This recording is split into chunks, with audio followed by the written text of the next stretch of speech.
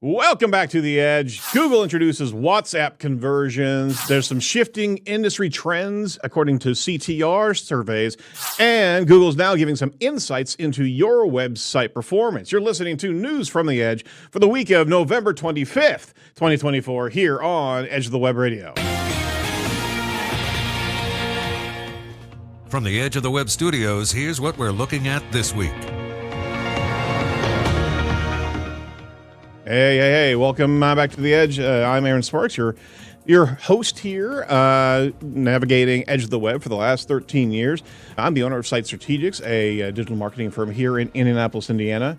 We're covering SEO and digital marketing news separate from our interview series that we have every week, so check that out as well. We're trying to get more news to you as quickly as possible. Be sure to check out all the shows that we've done over at edgeofthewebradio.com. That's edgeofthewebradio.com. Our title sponsor is Site Strategics. Proud to have Site Strategics as the title sponsor of this episode of News from the Edge. We're one of the top SEO agencies here in the Midwest. Team at Site Strategics are consummate learners, and that's why we do this show, so we can learn, we can talk to some great influencers and some great tacticians in digital marketing and bring that back into our own agency to be able to learn and execute for our clients. So if you're interested in what we can do for you, just go over to sitestrategics.com. Joining me this week to get his take on the news is Ori Zilberstein. He's the Chief Business Development Officer at Hyperion Tech. Ori, how are you doing today? Very good. It's nice being here again. Last time that I've been here, I had a terrible microphone, and it's. I was going to say, bottom of the ocean, and now it sounds better, right? It does sound a lot better. Absolutely. We'll have to match mics after the show here, but thanks for coming on. Really do appreciate it, and we've got a load of news here for you, and I wanted to make sure that we are able to navigate this week. But anything going on over at Hyperion that you want to talk about?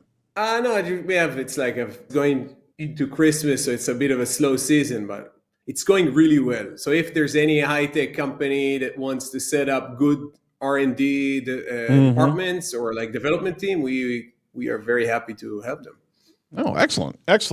All right. Well, let's jump into our first article here. Like I teased up on the intro here, WhatsApp conversions are now an event inside of Google Ads. So Google actually adds WhatsApp conversation started as a conversion action. So they actually introduced this new conversion action called Conversation Started. It's triggered when users engage with WhatsApp message alerts.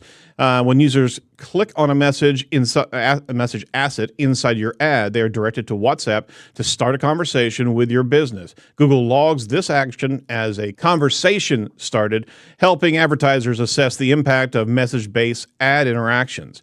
So having a little bit more interactivity with online consumers is always great. We've seen a lot of things inside of local service ads where you can actually have bookings and messaging, but I do think that there's one caveat here is that if you're not on top of that WhatsApp messaging, you've got a terrible brand experience if one of the consumers of your ads tries to interact with you and you're nowhere to be found. So WhatsApp is a fantastic tool, but we've also seen that some small businesses really can't manage all the messaging that's available out there. And as much as this could be a great connection with consumers, you got to be on your game there. Ori, what do you think about this? Yeah, I mean, this is a good feature to add because it adds more information for the advertiser side, so the businesses can actually track more stuff. But I think it's exactly what you said. It's a good tool for those that already have everything kind of, all of your ducks in order in a sense, so everything is lined up. And if not, then it might just add like more stress for the person that actually is supposed to manage it. But it's a good feature. Yeah. I mean, that's a very good additive. I think it is. Anything that gets it more useful for the consumer to be able to interact. And sometimes people just don't want to actually click to call or what have you, but click to message. Yeah, why not? Just to be able to go a little bit further and still be a little bit more controlled on the interaction here. So if you're going to go into that space, and it's still in beta, by the way, it may not be available for all advertisers. Those without access will need to wait for the broader rollout there. But Jenny Marvin, in response to a number of questions, said, yep, we're converting that. You'll see this when using message assets. So check that out, see if it's available for you, but always have that WhatsApp on your phone so you can actually interact with it. Because that's a paid lead coming right through. Okay, this got interesting here from, by the way, the previous article was from Ebola. Another article here.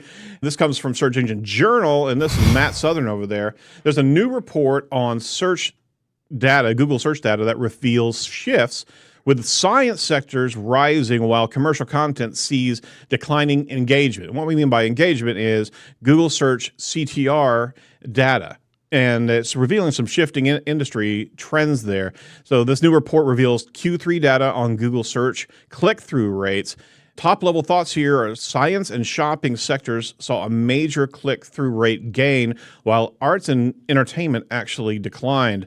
Some interesting information here. Google's click-through rate experienced notable changes across industries and search categories in Q3. The report compares Q3 to the previous quarter. It shows how click-through rates can vary on what that means for website traffic here. So branded searches on mobile saw a 1.07 percentage point increase in CTR.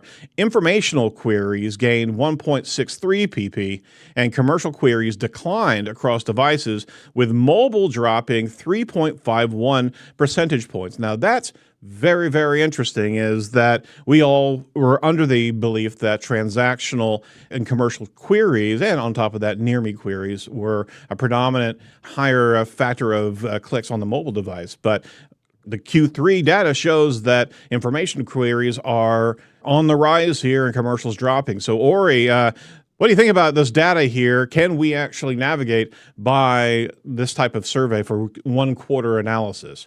But I mean, so first of all, we need to ask ourselves if there's a little bit of a chicken and an egg, because you see that Google does a lot of updates for search that shifted a lot of the results. So a lot of sites that appeared in the first 10 results no longer appear anywhere, and a lot of sites that maybe appeared somewhere else now appear in the top 3. So did they see all of these data changes and then made the tweaking to improve the results, or they did the results change and then that's the result that you see now? Like the outcome of these updates is that you have these sort of shifting in interest. I think another thing that is important to say is there is no perfect data. So no data is perfect, but if it's an official report that comes out of Google, then that's even with a double or triple grain of salt, because when you have these quarterly reports being released, they also have their own narrative that they want to push forward. So it's very hard to know the intention behind why presenting or showing the data set that is being shown. So and obviously, if it's a survey that is done externally, then it has its own limitation, but it's not surprising, by the way, on the commercial side, because if you think about it, most of the commercial stuff is people are less searching what to buy in Google. They go to Amazon and other places, but they also get exposed to these things passively through social media. So you have all sorts of recommendations that you get, like in terms of in ads. It's not really ads. It's like an influencer talking about a certain thing. Right. Or you search a certain thing to see what people think about it. So it's not surprising that you see a decline in commercial. To me, it just means that they are not searching that way directly through Google, and they get to these commercial terms from other avenues. Or the, what do you call it? The decision-making chain has changed. It's multi-platform whenever we're talking about decision-making here. So search may be an entry point, but it's more research. Now, at the same time, I'm sure they took this into consideration, but what was not mentioned in the article is that Q3 was the first quarter with AIO fully deployed, right? So now you also have answers for questions where it could very well affect the click-through rates of a lot of these type of industry pursuits. Automotive was up 2.9 percentage points. Business was up 1.5 percentage points.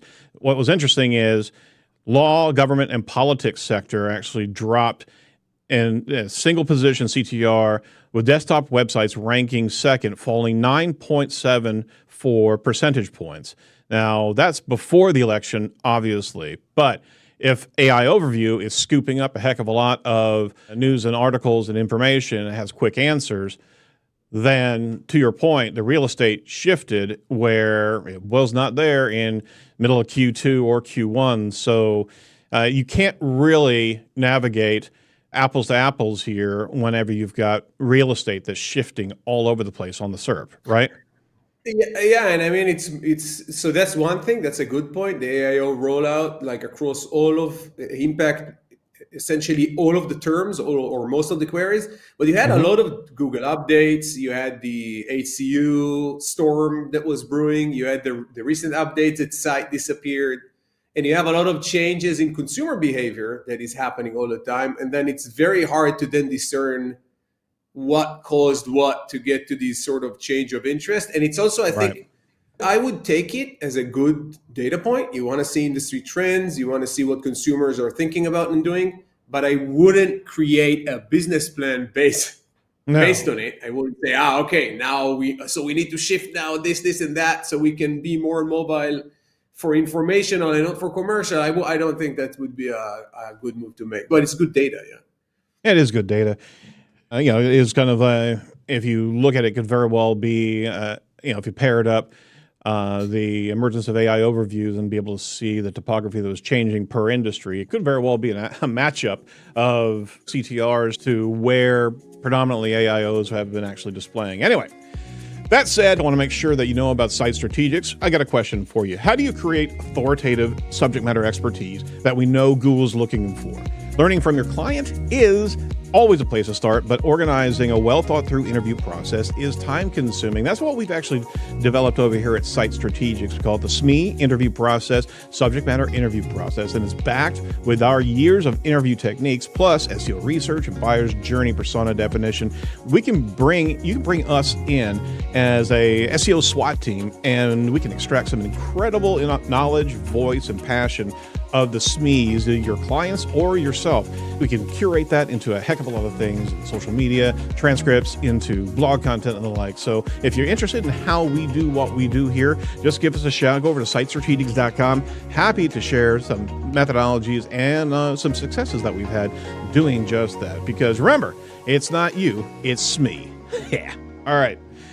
Sorry, Ori, had to get that tagline out there. That's good. Third article here that just came across the wire, quote unquote. Barry Swartz on Search Engine Land says Google Search Console recommendations are now fully live. You may not see it if Google does not have recommendations for you, but they have rolled out its recommendations section within Google Search Console. They launched this as an experimental feature back in August, and now has fully rolled out the feature to profiles within Google Search Console. Have you been able to check that out, or any of your sites actually have recommendations? No, we don't. No, I didn't see it across the sites that I have, but also I'm pretty sure it would be interesting to know about if the sites that were hit by the HCU update or those that really declined to like a double digit of clicks, if they got recommendation in their search console, or it was completely didn't say anything about it. That's interesting. That's funny. So because I mean, you have sites that had hundreds of thousands of views, and now they have 1,000. So if all of a sudden in their search console they would see, oh yeah, Google recommendation, you should do this and that would be a little bit like, that can be a little bit, well, funny, not funny, but it would be interesting to know what is written in their recommendations. And how bold the recommendations would be as well. I'm seeing some basic stuff that is very similar to Google Analytics recommendations. They're not very insightful. A page recently got fewer clicks than usual. Check this page performance. This page actually got more clicks than usual. Hey, display 3 products on your shopping app. It's very, very bland and generic type of recommendations there, right? The problem with these, I think the main problem Google have with giving recommendations is they cannot spill the beans on the secret sauce. So they have to give you some sort of recommendations. But, so let's say you'll see this page got fewer clicks this week. Okay, what does it mean? It ranks instead of top 3, number 4. Okay, what does that mean? What is the action that now needs to be driven? Like, what would I do with this information? So Google will say, listen, we don't tell you what to do with information. We just, this page ranked better. This page had more traffic. This page seems to be rising. But it's like, we just tell you, hey, look there. It's kind of, look there. It's like, and that's it. So I don't want to rain a parade. It's like, it might be that people find it helpful. There would be people that would find it that it helps them focus on certain stuff in their site or their business. But I have a feeling that it's what you said. It's very top level. They cannot actually give you action items. They cannot tell you what to do, which is technically what you want. You want them to give you more direct recommendations, but they can't because it will reveal the secret sauce. So yeah. I think this is more aligned to a novice website owner that go in there, and it's the same thing as Google Analytics for insights. It is kind of bubbled up to the surface, and it's a high level, hey, this is happening here, here, and here, and it's a little bit of information so you can understand, wow, my investment in this particular page of content worked out. But you're right. There's no heavy lifting. There's no analyses. There's nothing in there. Now, would there be? I mean, with Gemini AI everywhere, could they actually start analyzing your content? Yeah, they probably don't want to give away some peak performance recommendations. You got to earn it, obviously. But it does look like this is more of a very superficial dashboard of insights with really no meat behind it. But I would like to also give them, credit. It's like it is helpful, and they are in quite a pickle because think about it. Anytime Google came out and gave a good recommendation, what happened? Right. SEOs took it and it got replicated to oblivion, regardless of context. You had sites that has nothing to do with table of content, putting table of content. You had sites that don't need to do, this is written by an expert. Everybody is now written by an expert. It's like, in the sense, everything they bring out that does have impact is being completely grinded to dust in terms of efficiency. So I get it. They are very careful with their messaging because, as we all know, SEOs never misinterpret any data point and any messages given by Google ever when they say something. So core it's web very vitals. important. They can do all words right. out of my mouth. All right, time for Captain Obvious piece here. Go for it. It's time for Captain Obvious.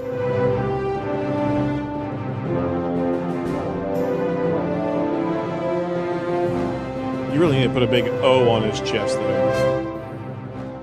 All right. Or we have a Captain Obvious section, and whenever we have one, if something that comes across and it's just like, okay, did you really need to actually do that? And I wanted to stoke this one up. Another article from Barry over at Search Engine Roundtable. Google updates misleading ad design policy for deceptive buttons in ads. Now, if you've not seen these things before in the wild, I'm sure you have, is that you go to a website and you come across a site that looks like it's like software download or something like that. All of a sudden, it looks like a software download button. It's like, all right, well, I'll go ahead and download. But guess what? It's an actual ad, and you're tossed over to site after site after site. Google is actually updating its Google Ads misrepresentation and misleading ad design policy to have a stronger and clearer enforcement over ads that use buttons that are deceptive and unclear. Google wrote, ads that make it difficult for the user to understand they are interacting with an ad by using standalone buttons and image ads that lack clear context explaining their function or whose prominence relative to the surrounding ad content is disproportionate are restricted. So, wow, how long has this been around? I think on day 2 of the internet. Yeah, exactly. The moment AdSense launched, like the day AdSense launched, somebody already designed like that sort of download button. Right. Exactly. I like how at the bottom he has a button about his Search Engine Roundtable comment policy. It says, got it. I'm afraid to click it. I think it's an ad. Yeah. That's actually funny. So, I mean, that's what a number of people were in social media were saying, like, okay, well, we get this, but this has been around for a long time. And didn't Google also say something about this a while ago as well? All the time. All the time. I heard it's not the first time, and they acknowledge these sort of deceptive. They even the entire mobile interstitials, ad interstitials, like update. They did a lot of like cracking down on these sort of deceptive ads and so on.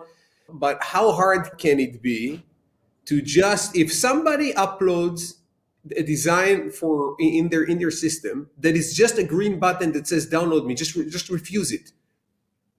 You cannot do buttons, and that's it. If it's just a standalone button with some text, you just cannot do it, and then that's it. Right. Problem solved. You just like decline all of these. 90% of your problem is gone.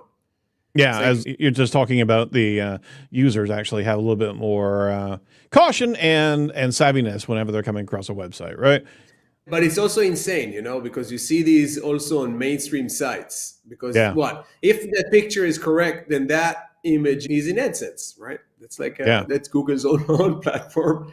It is, and that's the thing is that sites, it's it's not their button, it's our AdSense button. So AdSense absolutely needs to, and that's what they're talking about here, is doing away with these type of buttons. So it's not anything to do with the Google search side of things. It's Google Ads not allowing those type of graphics to come through. So you should just refuse all buttons. Whatever is a button, just refuse it. Problem solved. Yeah. That's it. If you thought about it, what big brand have you seen lately doing like a giant green button that says download as like an ad? What a legitimate advertiser does like an ad that is just a giant green button that says download now? Where have you seen this anywhere? I don't know. Spam? I wouldn't put it past Jaguar. They're all over the map right now. Yeah. So. Okay. Yeah. That's fair point. Fair enough. I would like to see sites that actually are running these type of ad scams to be able to also be reduced in visibility as well. But when we were talking about click-through rates before, man, the whole point of these buttons is to enhance that click-through rate, make sure that their ads are getting more and more interactivity. So that said, these things have been with us since the day of internet. I was going to say, I feel that's why I jumped in. I feel like I remember seeing deceptive ads on AOL. Yeah. Like dial-up AOL buttons. Yeah. Click here to download, and it ends up being an ad. Yeah, too funny. Can I introduce a dark conspiracy to the section? Absolutely. That's why you're on. That's why you're on the show, always, man. Okay. Oh my God, that's why I'm on. I'm gonna be like Ori conspiracy guy. But think about it. It's in AdSense. When it's being clicked, Google makes money.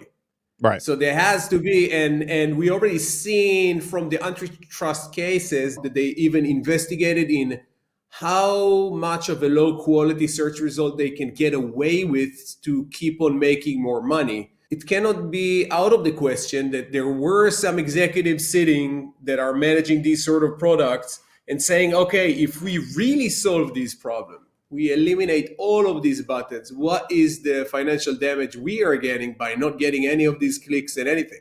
Because if you think about it, because this was from the dawn of time, users are still using mainly Google. Everybody is still using mainly AdSense, obviously because they're a monopoly, but that's like I'm putting it on the side. That's the only reason. But I mean, so they see that it works. They see that even if they keep these buttons and they just say, we cracked down on it, we updated our policy. It's like, you see, we care about like getting rid of these buttons. Right. But it's like on the back door, it's like kind of, it's like, okay, so we have like 20% of these buttons in, it's like clicks, we get money, everybody's happy.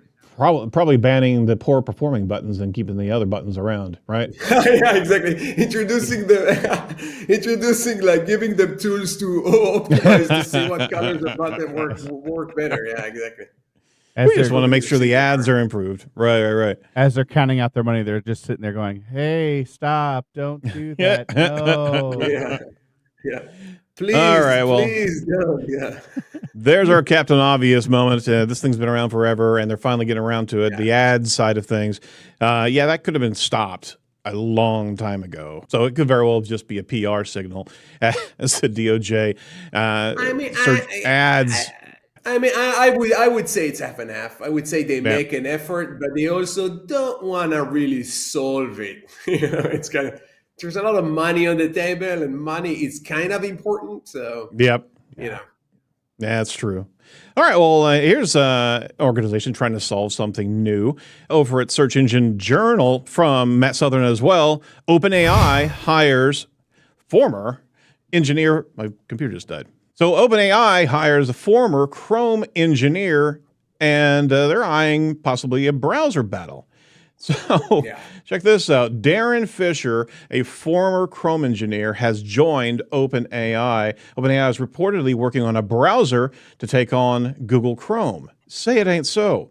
And Matt says the timing is significant as Google faces pressure from the DOJ to sell Chrome. So, well, we had a little bit of a pre-show discussion here. Do you really think that OpenAI is wanting to build a browser or something else, Ori? I'll give you the stick.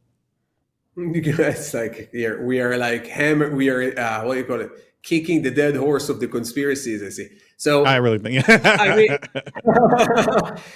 mean, first of all, it's an interesting move from OpenAI to want to develop a browser, but it also makes sense because they want to go into search and they want to try and push their chatbot, obviously, to as many products as possible and integrate it anywhere because that's the new tech and everybody cares about it.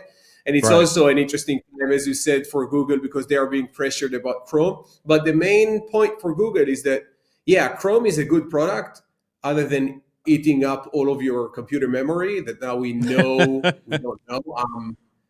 Now, this is my speculation. Google don't sue me, but it has to do with them collecting a lot of the data from your usage and then feeding them to their AI and to their search. And also that a lot of the processing will just go on your computer instead of their side because then it just makes sense for them.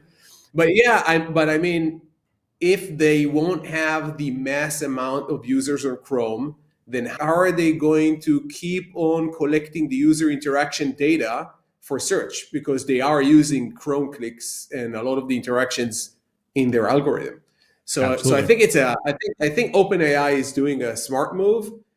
They are hiring a former Chrome engineer. I don't know what he used to do, but maybe it's the guy that taught Google on how to steal all of your data. So it's kind of, maybe OpenAI, they want to build a browser, we want to build a browser, but technically we just want to collect all of the data. That's a Trojan horse right there. So his professional history included contributions to Google Chrome, Mozilla Firefox, and Neva, making him an asset for OpenAI's browser ambitions. Have they publicly stated that they're actually wanting to build a browser? I don't know if they have yet. I saw something on it. I don't know if it was official. I saw something on it though. And it also makes sense. My speculation is if they would launch, because think about it, you know Brave? The browser? Okay. Yep. Brave, I love you guys. So that's like I'm doing a shameless plug. But so they have, it's exactly the same as Chrome. I mean, the moment you log in, you put all of your stuff, whatever, it has a lot of different features. My point was that if OpenAI delivered that level of browser, and for the user experience, it's all seamless. I'm logging in with my Gmail, I'm putting all of my everything is being synced, I'm uploading everything. But the search engine is OpenAI, and the browser itself is OpenAI, and it's integrated with all of their AI tools. I don't see how they won't dominate. I mean, they would take a big chunk of the pie because Chrome is pretty stale. The only way that they hook you is that everything is connected. You connect your Gmail, you connect your user, you don't want to remember your passwords. It's like that stuff for you. Newsflash, I'm using Edge. I'm not using Chrome at all. I'm using only Edge. Seriously. And listen, it's a great browser, does exactly the same. The moment you plug everything in, you don't pay attention to the difference. There is no difference. So technically Chrome is not better in terms of performance. It offers exactly the same thing. It's only if you want Google to take all of your information shamelessly or not. It's like, or you want to give it to Microsoft and OpenAI. It's like, depends who you want to give all of your information to. Or you're saying it like we have a choice, man. Is that what you're saying? No, you have a choice of who you want to take the information, and then they sell it to the same broker. So it all goes to the same place. No, pick your pony. All right. Hey, I do want to give a shout out to our continued sponsor on the show. That's InLinks. InLinks is a continued sponsor on Edge of the Web. Now, if you don't know by now, entities play a major role in how Google evaluates your site content. It's not about keywords anymore. Don't focus on that. Focus on entities, subject matter that you're discussing in your site to be able to strengthen the authority of your site. And you get a really good leg up with InLinks. It's an award-winning software in entity SEO. You can elevate that with entity-based keyword research. You can uncover relevant clusters of content that you are missing, or maybe the competitors do have. Gives you a roadmap to be able to create content that matches and supersedes your competitors. And they've got some fantastic tools when it comes down to cross-link navigation as well. So go over to edgeofthewebradio.com/inlinks today.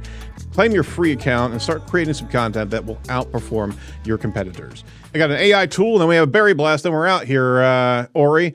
Here's a funny but maybe interesting AI tool here. Turn your blogs into stunning, shareable infographics powered by AI. The site's called infography.in, right? And you can turn your blogs into some shareable infographics, so it will read all your content. There's some great use cases that it says, but what happens if that blog really sucks, right? And all of a sudden, I'm sorry, I'm just jumping in. Yeah, go for it. So the infographics were great back in 2012. I know. Everybody liked them. They were pretty. And I do see some use cases for them on certain social media where you wanna push information in a catchy way, and you condense all of the messages into like short. You can have a lot of text, and infographic is very useful. But other than that, all of these AI tools, and I'm not dissing this specific tool. It might be a great tool, but it's the same. It's like it's scale. You know what I mean? Right. It's like you just push the scale to 11. So if it took you a designer and a little bit of a concept and whatever, and you can push a certain amount of infographics to the internet, now you can push endless amount of infographics to the internet in 30 seconds each, and everybody does it. And then what would be the quality behind all of these things? How many of those are just going to be kind of the same sort of thing and whatever? And I think users are pretty. Everything's gonna be homogenized. There's no originality out there. And you were referencing that earlier, that CEOs just can't help but abusing the system and abusing something that Google finds as unique. Yeah. You're not gonna. The whole point of infographics was to be able to have a shareable document that could generate links for you, right? Well, if everything's homogenized, and I got to say that no blog is going to have all the data that's necessary for an infographic to actually be valuable as an infographic. It's just going to puke up whatever it actually thinks would be visually appealing. And there you go. You've got an interpretation of your blog content into an infographic, and then where are you going to put it? Because somebody's already read the. Never mind. It sounds. Yeah, but to me, it's also you have all of these AI tools. So now you had Google releasing that tool of like you can make any article into a podcast. You've seen that, and then you have two people like. I saw it, and I'm like, listen, that's cool, but that's like literally creating a feature that there's no use case for it. There's no use case for this. It's There's like, one use case for it, and Mark Williams Cook just used that same service to analyze patents. And that's actually interesting. The first episode came out a couple weeks ago. It's like, okay, a couple people. I'll tell you something. So if I want to do research, let's say I'm going on a tandem now. If I want to do research and I want an AI tool to analyze it for me and give me all of the insights, I don't need it to be in the form of two people talking to one another about what they discovered. That's like what? Do I need to scratch my right here with my left hand? It's like, that doesn't make sense. I have other tools to do that research. And if you want to do research from it with an AI, you can design a tool for it. This is pure entertainment, right? It's like you can make a fun conversation. It makes maybe the consumption of the content fun, but there's no use case for it. It's that thing about like, you remember the humane pin? Like the AI humane. Oh, yeah. No use case for it. None whatsoever. There's no point in doing it. I don't need to have ChatGPT and a pin on my shirt. There's no use case for it. So it's like there's a lot of these tools now that come out that are, okay, now you have everybody blasting infographics that all look the same. And then now you have, if you thought spam emails asking for links were bad, like before AI, now you're getting tens of thousands, and you get them from also users on Twitter, and you get them. So what people are missing is that, yeah, it's a cool tool, you can use it, but if everybody is using it and all of the users are all the time being blasted with it, the entire ecosystem changes. And then the way that people look at it and feel it it's changed. So for example, you remember Midjourney was launched, the AI tool. Right. And then everybody was super impressed. But now, what do you feel when you see a site using all the time AI images? Cheap. Yep. They are. It's not original. There's no soul behind it. It feels fake. Absolutely. Okay, who didn't see that one coming? Right. Now everybody's using them, and they have like tools and so on. So I mean, it's it's cool. I mean, I use like these sort of tools to create some infographics for social media posts and stuff like that. It has its uses, but yeah. I think I didn't mean to rain on anyone's parade, but no, and that's part of why we bring up these tools. They're no sponsors. We just wanted to poke out something and say, hey, look at this. Look, and to the point, AI is just cluttering the landscape now. But I think in our AI savvy consumer digital mind, right, and more are actually able to point it out, as well as the AI technology is getting better and better. It is that uncanny valley. You can point out, nope, that's not it. That's something. And you can really turn off brand appeal if people are seeing that type of shortcut route. However, on the other side, if somebody's very good at prompting and almost prompt sculpting an image, you can actually see the artistry that went into something because it was a couple of prompts. Somebody actually engineered it to a particular need. Glenn Gabe did a really cool one a while back when he was talking about, I think, John Mueller or some update. But we're going to be in this new evolution of what's real, what's not. We already are there.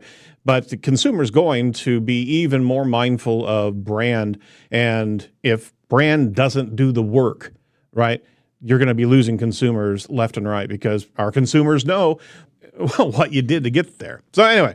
Yeah, now Coca-Cola did like an entire advertisement and they say it's all AI. We generate all with AI. What do you think the feedback from consumers on that is? It's like, first of all, it's a big giant company just saying, we also do AI. It's like, hello, cool kids. It's like that sort of thing. Hello, fellow cool kids. But it's also it's a gimmick. It's making it cheap. Absolutely, it's making it cheap. But I find it annoying, the shortcuts. I don't mean like, so we should avoid AI. I mean, it's like everything is in a process. We are now in the early stages of what AI can do, and then it looks very cheap and fabricated, but it's most likely going to get better. So. No, yeah, you're absolutely right. It will get better, and consumers are going to push back. Hey, on that note, we don't have time for any berry blast here, but we do want to make sure that you pay attention to a couple links that are in the newsletter about don't move your content that's hit by Google's site reputation abuse penalty, because you'll get hit with a manual action here. So they're really talking about answering a number of issues when it comes down to HCU. But we'll have those in the show notes as well as the newsletter as well. So check that out. Ori, I got to bounce, but any final thoughts for our listener base today? No. Don't be cheap. I'm kidding. Don't be cheap. Don't be cheap. Don't take shortcuts. Life is hard, but it's worth it. Stay strong. I'm kidding. I'm just like going on it. I love you guys. It's always a pleasure that you invite me. I really like participating. As you see, the more you invite me, the more I improve my setup. Then I'll have like the next time soft light because it's getting too dark. And it's like we start to have like, very good professional. All right. Get a mood going on there. Christina Azarenka killed it. When she was on the show, she had candles going and veils and silk in the background. Like, what the hell is going on over there? All right, Ori, thanks so much, and we're certainly ping you out on social. And anybody who wants to follow Ori, what's your Twitter? Ori Zilberstein @ Ori Zilberstein. That's like pretty simple, yeah. Yeah, very good, very good. You'll need to write it because there's no way people will write it correctly. So, Thank you, sir. Certainly always a pleasure talking to you and getting your take on the news, man. All right, that's it for Edge this week. Yeah, absolutely. Be sure to like, comment, and subscribe to our YouTube channel as we push out different content from the shows and the interviews. Make sure that you check out the upcoming interview that we have with Matthew Mellinger of SEO Gets. Very cool program that's a wrapper around search engine console, so you got to check that out. It's pretty cool. Lots of attribution tools and tagging tools that you can plug into your GSC. Anyway, from all of us over the Edge, stay safe, stay well, and do not be a piece of cyber driftwood. Talk to you next week. Bye-bye.